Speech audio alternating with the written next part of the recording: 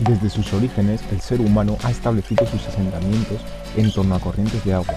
Estas le proporcionaban alimentos, además de servir como elemento de comunicación y presencia mística. El agua siempre nos ha unido. En algunos casos, con el paso de los años y los avances técnicos, acabó siendo un obstáculo que había que salvar.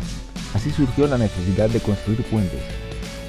Un puente une personas, vecindarios, culturas, une estilos de vida. Además, conectan al hombre con la naturaleza. La remodelación que se ha llevado a cabo recientemente en torno al curso fluvial de Manzanares ha servido para unir nuevamente al pueblo de Madrid con su río.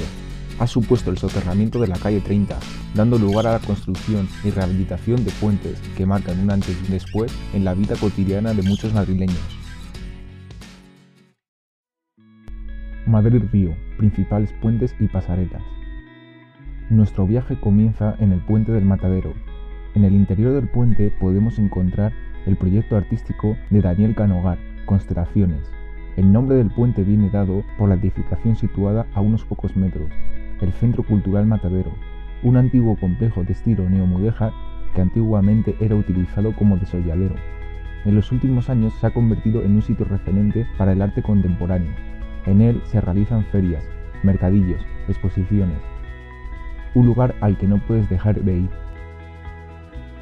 Continuamos nuestro recorrido hacia el Puente del Invernadero, muy similar al anterior. En él también están representados vecinos de la zona, en un gran mosaico que cubre el techo del puente. El Puente del Invernadero recibe su nombre por el edificio que está a continuación del matadero, el Palacio de Cristal de la Arganzuela.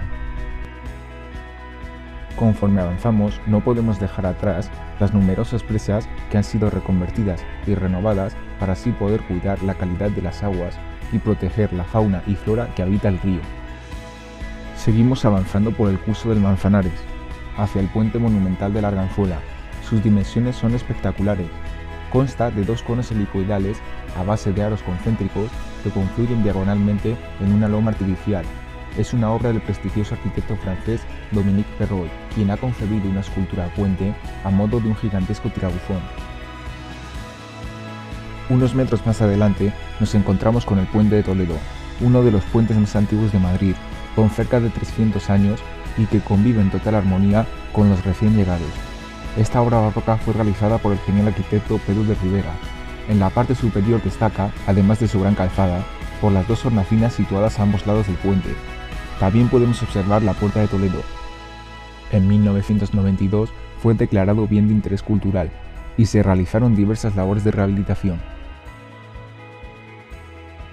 Dejamos atrás el Puente de Toledo para dirigirnos al Puente del Principado de Andorra. Inaugurado en el otoño de 2009, cruza el Manzanares en las inmediaciones del Estadio Vicente Calderón. El puente, de unos 100 metros de longitud, tiene una configuración realmente singular, muy alejada de los tramos rectos convencionales y que nos recuerda a las estructuras ferroviarias del siglo XIX. Está estructurado en 3 brazos que confluyen en medio del cauce, sin necesidad de ninguna sujeción en la parte central. Seguimos con nuestro recorrido hacia el llamado Puente Oblicuo.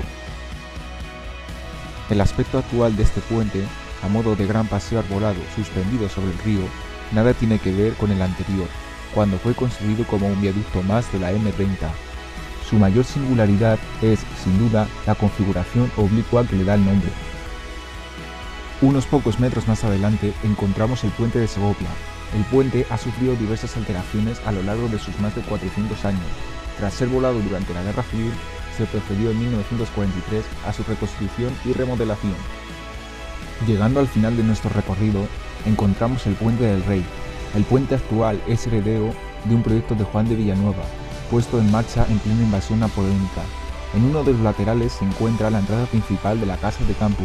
También podemos encontrar la ermita de la Virgen del Puerto, construida por el arquitecto Pedro de Rivera, a iniciativa del Marqués de Vadillo en 1718.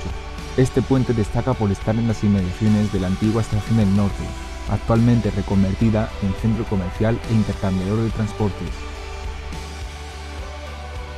Todo tiene un principio y un fin. He aquí los puentes del Madrid-Río, grandes monumentos que perduran y perdurarán en la historia de esta gran urbe. Fluyendo, deteniéndose, retrocediendo. Así es la vida, igual que las aguas de un río.